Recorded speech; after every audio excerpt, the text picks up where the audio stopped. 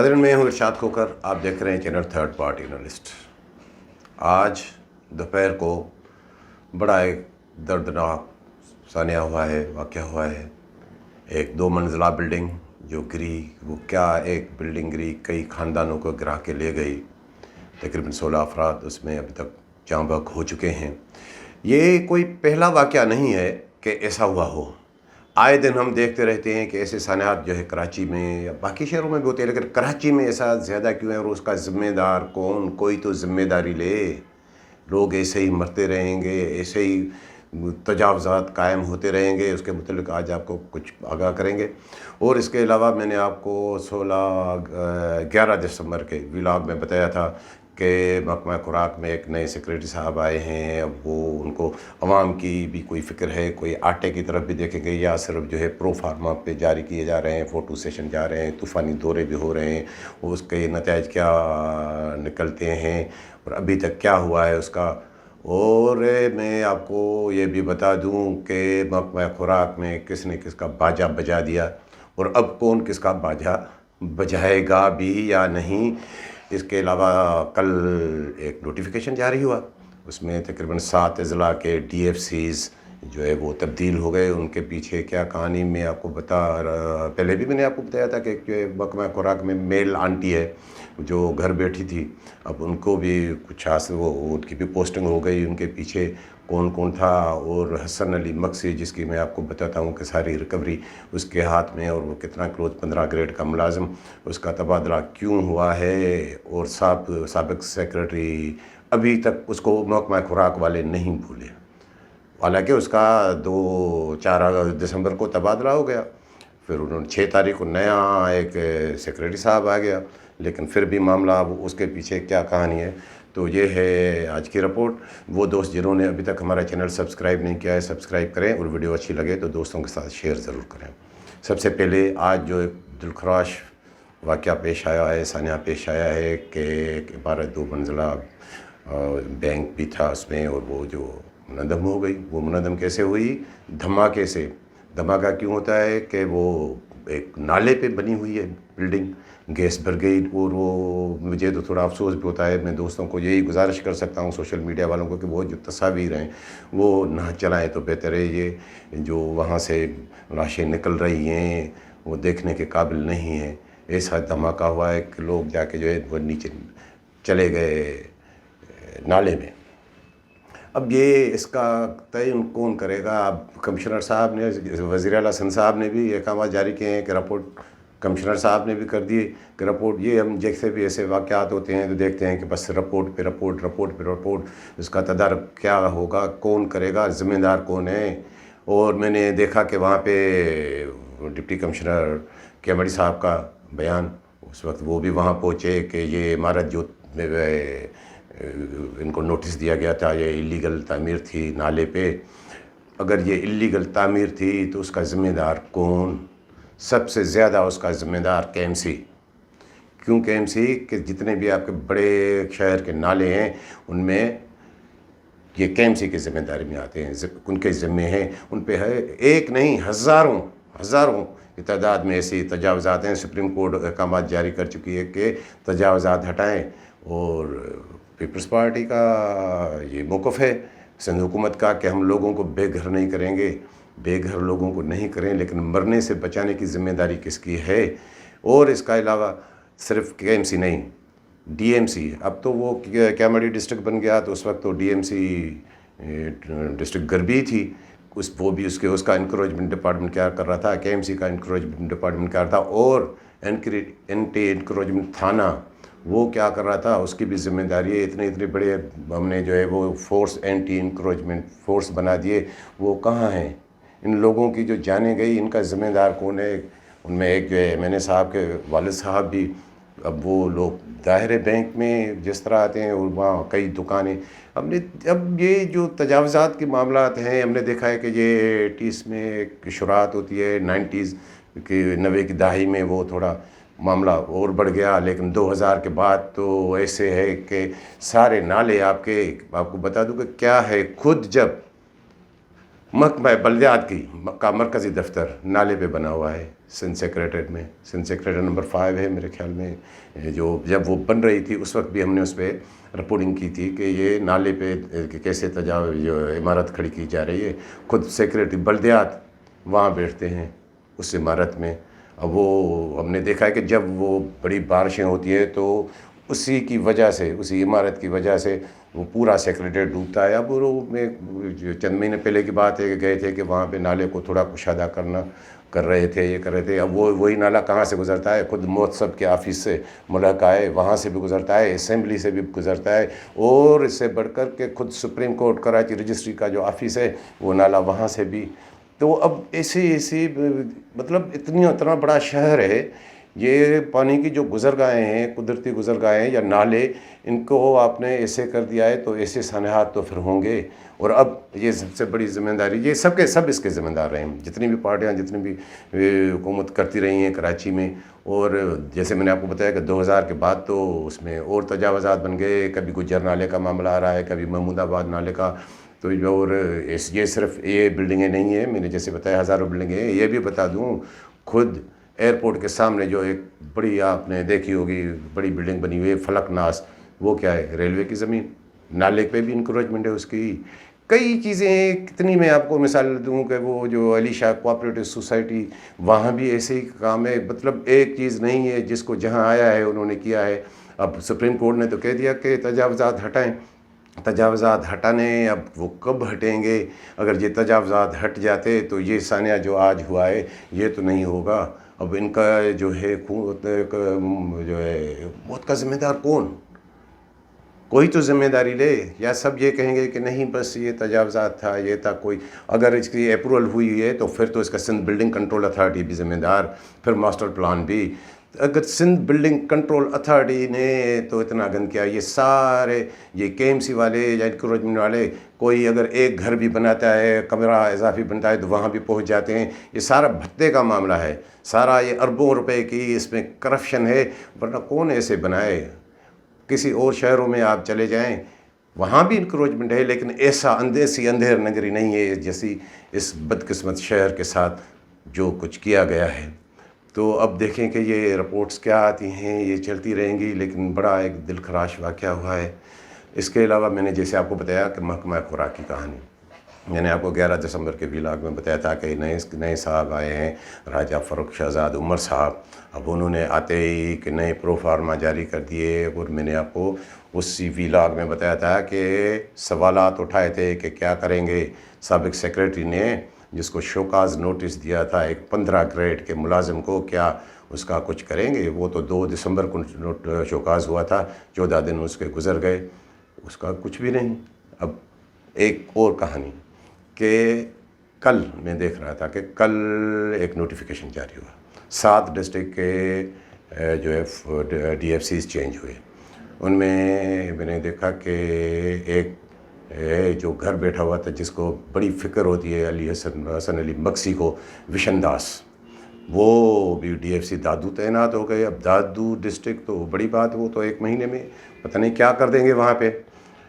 تو وہ اس کے لیے یہ میں آپ کو بتاتا رہا ہوں کہ اس کی بڑی فکر لائق تھی کہ یہ باہر کیوں ہے. گزشتہ سال بھی ہم نے دیکھا کہ جب نئے سیکریٹری آئے تھے تو 2 نومبر کو آتے ہی انہوں نے وشن داس کو سکھر سے تبادلہ کر کے گھر بٹھا دیا تھا. پھر وہ جنوری میں آ کے وہ معاملات بن گئے تھے، پھر وہی اس کو پوسٹنگ مل گئی. لیکن اس مرتبہ کچھ جلدی نہیں، سیکریٹری صاحب نے اس کو پوسٹنگ دے دی کیونکہ وہ پیچھے سارے معاملات جو ہے منسٹر کے ہیں. دوسرے جن ڈی ایف سی صاحبان کا جو ہے تبادلہ ہوا ہے، میں دادو سے دلشاد سومرو آ گیا ہے شہید بے نظیر آباد ضلع میں. اور جیسے حسن علی مکسی میں نے بتایا کہ وہ میرپور خاص سے اس کا تبادلہ ہو گیا ہے نوشیر و فیروز میں، اور نوشیر و فیروز سے حاکم مر گئے ہیں میرپور خاص میں. اسی طرح ایک افسر ہے، وہ شاید وہ تقرری کے منتظر تھے، سرفراز کمانگر صاحب، انہیں جیکو آباد کا ڈی ایف سی کا اس کا آرڈر ہوا ہے، وہاں سے آغا ذوالفقار اس کو رپورٹ کرایا گیا ہے. اور ایک میرے خیال میں اور بھی ڈی ایف سی جو میرے ذہن میں ہاں وہ تقرری کے منتظر تھے، جو ہے منصور بیرانی صاحب، اس کو ٹنڈو اللہ یار ڈسٹرکٹ میں لگا کے وہاں ستار میمن صاحب کو رپورٹ کرائی گئی ہے. اب دیکھیں ستار میمن صاحب، وہ سننے میں آتا ہے کہ وہ شرجیل نام میمن صاحب کے جو ہے وہ वो कोई उनके रिश्ते दारी है। तो ये है मामला कि वो, अब मैं आपको असल बात बताऊँगा ये तबादले क्यों हुए हैं। एक तो मैंने आपको बताया कि विशन दास को इनकर आना था, हसन अली मक्सी को, वो इनकर आया। वो खुद मीरपुर खास से नौशेरों में क्यों आए हैं। कल मैंने ये भी देखा कि सेक्रेटरी खुराक राजा साहब ने एक जो है वो कुछ एक्सप्लेनेशन दी कुछ डिस्ट्रिक्ट के DFCs को कि जो गंदम कराची NLC को जो ट्रांसपोर्टेशन का है कि वो उनमें रोड़े अटका रहे हैं, कहीं नहीं हिला रहे। और वो एक्सप्लेनेशन आई एक्सप्रेशन के बाद। तबादले में क्या हुआ, क्या कोई इस पर एक्शन हुआ? एक ज़िले से उठा के दूसरे ज़िले में वो चले गए। तो ये जो हसन अली मक्सी वहाँ क्यों आया, उसमें जो नौशेर फ़िरोज़ का बड़ा मसला रहा है कि वहाँ गंदम के ज़खायर भी ज़्यादा हैं। तो नौशेरों में गंदम की प्रोक्योरमेंट भी, ख़रीदारी भी ज़्यादा होती है, और सबसे ज़्यादा गंद वहाँ है। क्योंकि वहाँ पे मैं आपको बताता रहता हूँ कि वो किस तरह बदर कीरियो, एक जो फूड इंस्पेक्टर, कितना उसको नवाजा गया, या अनवर चांडियो दरबेलो थे, बाकी सेंटर से वो गंदम क्यों नहीं आने दे रहे थे? इसीलिए नहीं आ रहे थे कि गंदम इतनी है ही नहीं। और उनका जो ये ख्याल था कि जो कराची की मिलों को प्रीपेड चालान मिले, वहाँ आए तो वहाँ हम उनसे पैसे बटोरें या उनको जो भी, या उनसे चालान ख़रीदें। अब हसन अली मक्सी मुझे जो लग रहा है कि वो इसलिए आया है कि अब वहाँ की जितना भी वो गंद है, क्योंकि वो वहीं जाता है जहाँ पर ज़्यादा गंद होता है। वहाँ की तो वो खेत चुगली, मीरपुर खास में इतना वो नहीं है, नौशेर फ़िरोज़ डिस्ट्रिक्ट बड़ा है। तो अब वो आके वहाँ पे मुझे जो लग रहा है कि ये कहानी जो कराची भेजने वाली गंदम में शायद वो इतनी ना हो, वो वही चालान बिके, और वो जो शॉर्टेज है वो किस तरह पूरी की जाए। और एक उसके वहाँ आने का रीज़न ये भी है कि जैसे मैंने आपको बताया कि 200 रुपये बोरी गंदम पे कमीशन बटोरी जा रही है। वो 200 रुपये बोरी गंदम की कहानी वो उनकी थोड़ी मुतासर हो रही थी, क्योंकि वो पॉलिटिकल डिवीज़न भी है मेरे शहीद बेनज़ीराबाद लाड़काना से भी ज़्यादा, वो आप समझ रहे होंगे। तो वहाँ पे रिकवरी मुतासर हो रही थी। तो रिकवरी जहाँ मुतासर हो रही हो तो फिर वो हसन अली मक्सी साहब ही वहाँ आएंगे, वो 15 ग्रेड का मुलाजिम, उनको तो यही चाहिए। आज मैंने देखा कि वहाँ सांगड़ वाला कुछ जो है वो रिकवरी कर रहा था। अब उसके भी तेवर बदल गए हैं। पहले तो वो उसकी तबीयत ऐसी होती थी, अब वो हुस्न आए तो नज़ाकत आ ही जाती है।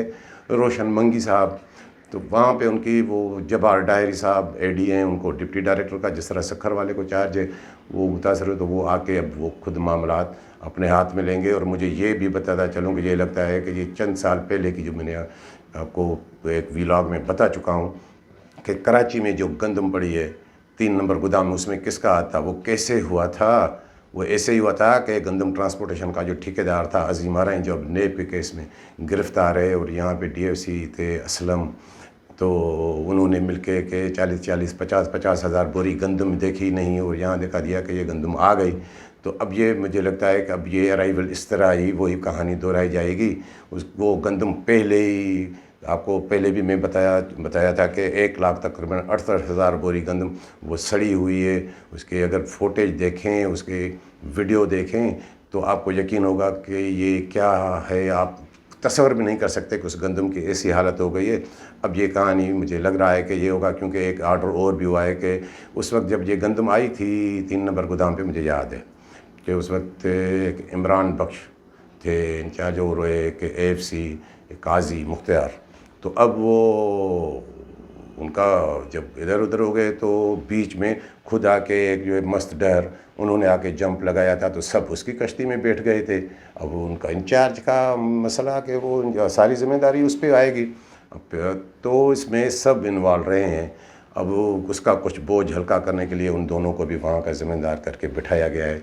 और मसडर के पास जो है 3 नंबर गोदाम का चार्ज तो वैसे भी है, 1 नंबर गोदाम का इजाफी चार्ज दिया गया है। वहाँ क्या हो रहा है 1 नंबर गोदाम पे, वहाँ का, जैसे मैंने 11 दिसंबर के व्लॉग में बताया था कि सेक्रेटरी साहब वो वहाँ का काम यहाँ पूरा करेंगे, आप दौरा भी कर चुके हैं। तो उस दौरे में क्या हुआ, आप तो देख के चले आए। आपको जो है मकसूद गुमरो इन्होंने ये दिखाया, आपको ये दिखाया कि अब वो 1 नंबर गोदाम पे जो कंध मार रही है वो क्या है। वो हाँ, जो मैं वो थोड़ा उसको एक मैं मुला क्लर्क का नाम लेता हूँ, तो उसको थोड़ा वो मुझे पता चला कि वो उसको गुस्सा होता है, मुझे क्लर्क क्योंकि मैं तो असिस्टेंट हूँ। तो वो असिस्टेंट अल्ताफ़ मक्सी, अब वो जब कंबर शदाद कोट की गंदम वो 97 पुल का, वहाँ उसका कोई रिश्तेदार है इंचार्ज, तकरीबन उसके 7,000 बोरी जो मुझे पता चला है कि शॉर्टेज है। वो JCB वो कैसे JCB गंदम आए वो डील करके वो रखवा देते हैं। ऐसे ही एक वो बिरोही है मुलाजिम मेरे ख्याल में ज़िला कंबर शहदाद कोट के वाराई से, वो भी आ जाती है। जहाँ जैकबाबाद से आए वहाँ वो भी आ जाती है।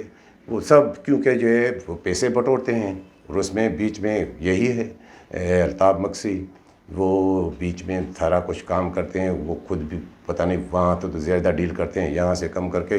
अब ये इस तरह आवाम को कैसे जो है वो आटा सस्ता मिले जब इतनी गंदम की करप्शन हो रही हो। और वहाँ पे एक काम और भी हो रहा है कि अभी हमने देखा है कि मैंने आपको पहले बताया था कि DFC जब दिलशाद सुमरो उन्होंने किस तरह अपने अजीज़ व अकारब को कहा था, तो यहाँ भी ऐसे ही कहानी है। कराची में भी उसका जो गोदामों पे गंदम जो रिलीज़ होती है, जो कमीशन वगैरह, उसके मामलात कौन देखता है? अख्तर नामी एक शख्स है। वो अख्तर कौन है? DFC ये मलीर है, न्याज आरिजू साहब, उसके सगे भांजे हैं, 5-6 बंदे वो और भी ले आए हैं। यानी प्राइवेट पर्सन देखे तो ये मतलब वो अवाम के लिए आटे का क्या कोई सोच भी नहीं सकता क्या इस तरफ सेक्रेटरी साहब जाएंगे। और आपको जो मैंने बताई बात कि किसने बचा दिया, वो क्या है, कल मुझे देख के बड़ा अफसोस हुआ। ये कोई पहला मौका नहीं है। जब उन DFCs का ऑर्डर जारी हुआ तो उसमें सेक्रेटरी का नाम क्या लिखा हुआ है? अब्दुल हलीम शेख साहब, जिसका मैंने बताया कि 4 दिसंबर को तबादला हो गया, 6 तारीख को उन्होंने चार्ज ले ली। नया सेक्रेटरी राजा साहब आ गए, महाराजा बनेंगे पता नहीं। तो उसका नाम मैंने देखा, मैंने कहा ये तो मुझे तो हैरत हुई। इससे पहले भी कई ऐसे वो नोटिफिकेशन जारी कर चुके हैं। मुझे याद है कि जब जब्बार डायरी असिस्टेंट डायरेक्टर उनका तबादला प्रोमोशन हुआ और तबादला भी हुआ शहीद बेनज़ीराबाद में उन्हें रखा गया, तो उन्हें क्या लिखा गया? असिस्टेंट डायरेक्टर 17 ग्रेड का होता है, उन्हें लिखा गया एडिशनल डायरेक्टर, यानी एडिशनल डायरेक्टर BPS 17। अरे मैंने कहा ये मतलब आप समझें कि ये क्यों हो रहा है कि उन ऐसे मामलात पे जब ऊपर से आए तो उनको नज़र ही नहीं है, सिर्फ उंगलियों पे गिनने में मामलात में लगे हुए हैं। तो ऐसे ही मामलात चलेंगे। कितनी बड़ी जो है बात है कि वो अच्छा, फिर वो नोटिफिकेशन मैंने देखा अब्दुल हलीम शेख वाला, फिर वो किसी ने कोई फील्ड से कोई बताया कि ये अब्दुल हलीम शेख तो है ही नहीं, ये कैसे नोटिफिकेशन जारी हो गया। फिर जो है राजा खुर्रम शहजाद साहब का नाम आया और फिर वो जाके नोटिफिकेशन उसके नाम से जारी हुआ। तो ये फूड डिपार्टमेंट वालों की हालत तो देखे कि इनकी तवज्जो कहाँ है। जब इतनी करप्शन होगी तो क्या हुआ। और वो मैंने जैसे आपको बताया कि अब राजा साहब अब क्या करेंगे राजा साहब, वो किसी आइंदा व्लॉग में बताऊंगा कि वो जो दौरा वोरा भी करके आए हैं तक मेरे ख्याल में गोट की, सक्खर और कश्मीर वगैरह का, उसके मतलब भी आइंदा किसी व्लॉग में मैं आपको आगाह करूंगा।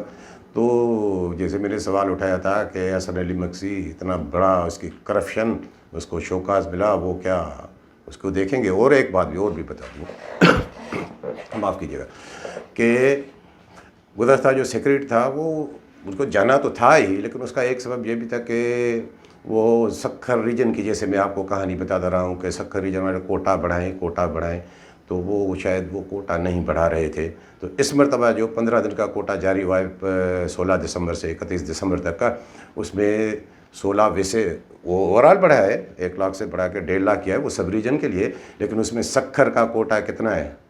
सक्खर के लिए जिसकी 11% आबादी, उसको 11% जितना भी कोटा हो उसका 11% मिलना चाहिए, उसे 13%। और हैदराबाद रीजन की 21%, उसको 17%। जैसे मैंने पहले एक व्लॉग में आपको बताया था कि बेनज़ीराबाद रीजन और सक्खर रीजन की पॉपुलेशन तकरीबन एक जितनी है, तो बेनज़ीराबाद को कितना है? 8%। ये क्यों है? इसलिए कि वहाँ वो मुकेश चावला साहब के वो महेश भाई का ग्रुप बैठा हुआ है। उनका यही था कि गुज़श्ता साल वाले मज़े नहीं है, गंदम बढ़ा के दें। मैंने आपको क्या बताऊं कि ये गंदम मिलों के लिए नहीं होती है। अब मैंने आपको एक व्लॉग में बताया था कि खुद सक्खर रीजन में सबसे बड़ा आबादी के लिहाज से डिस्ट्रिक्ट है खैरपुर, जिसकी 43% आबादी है। सक्खर की 27%, घोटकी की 29% अब पॉपुलेशन बनती है। तो उनको कोटा इस तरह मिलना चाहिए। लेकिन कि रीजन वाइज जो है मिलों जितनी जहाँ मिले हैं वहाँ गंदम देंगे, तो वहाँ तो सिर्फ 7.5% 4 मिलती है खैरपुर को। तो ये क्या भाइयों को कहेंगे सेक्रेटरी साहब सक्खर वालों का कि जाएं, ये गंदम आपके लिए नहीं है, आपने दौरा वोरा किया वहाँ, ठीक है, वो आपको अच्छा लगा होगा कि स्टॉल लगे हैं। तो जब वहाँ 30 मिले हैं सक्खर जैसे इतने छोटे डिस्ट्रिक्ट में, تو وہ ان کو جو گندم ملتی ہے وہ کہاں کرتے ہیں؟ انہیں کہیں نا کہ جا کے وہاں کھیرپور میں ٹھری میربا میں بھی جا کے اسٹال لگائیں، یہ 55 روپے والے فیض گنج میں بھی لگائیں، نارو میں بھی لگائیں، اور پیر جو گوٹ میں بھی جا کے لگائیں، کھیرپور شہر میں بھی لگائیں، باقی ضلع میں، کیونکہ یہ ریجن کی اگر جو ہے گندم ہے تو پھر یہ پورے ریجن میں جا کے اسٹال لگائیں، لیکن وہ نہیں کریں گے کیونکہ وہاں کا جو معاملات ہے اس میں چاولہ صاحب ڈائریکٹ انوالو ہیں، تو سب میں وہ انوالو ہے، اور چاولہ صاحب سے کوئی پوچھے بھی تو کیوں؟ کوئی نہیں پوچھے، کیونکہ وہ کوئی اکیلا بندہ نہیں ہے۔ مجھے جو اطلاع ہے کہ جتنے بھی پارٹی کے دفتر یا جہاں بھی ضمنی الیکشن ہو وہاں مکیش چاولہ صاحب کی خدمات چلتی ہیں، تو وہ ایسا نہیں ہے کہ یہ جو کچھ جو کمیشن مل رہا ہے، اور میں نے آپ کو سیکرٹری صاحب یہ بھی بتایا تھا کہ 200 روپے بوری پہ کمیشن چل رہی ہے، اب دیکھیں کہ وہ 200 بوری سے کم ہوگی یا بڑھے گی۔ تو وہ دوسرے ہی دن مجھے پتہ چلا کراچی میں جو چکی والوں سے پہلے 200 روپے بوری گندم لی جا رہی تھی، اب ان سے 250 روپے لی جا رہی ہے۔ اس پہ کسی کی توجہ ہے؟ تو مطلب یہ معاملات ایسے ہی چلیں گے یہ، اور پتہ نہیں اب کون کیا ہے۔ یہ سندھ تو ایسے ہی ہے کرپشن کے لحاظ سے، دبئی کی والی کمائی کی طرح ہے، پورے ملک میں کرپشن ہے، باقی اضلاع میں بھی ہے، باقی صوبوں میں بھی ہے، لیکن یہ تو دبئی ہے۔ اب دیکھیں گے کوئی عوام کا بھلا سوچتے ہیں یا دبئی کما کے چلے جاتے ہیں۔ تو یہ تھی آج کی ویڈیو پسند آئی ہو تو دوستوں کے ساتھ شیئر ضرور کیجیے گا۔ ملیں گے اگلی ویڈیو کے ساتھ۔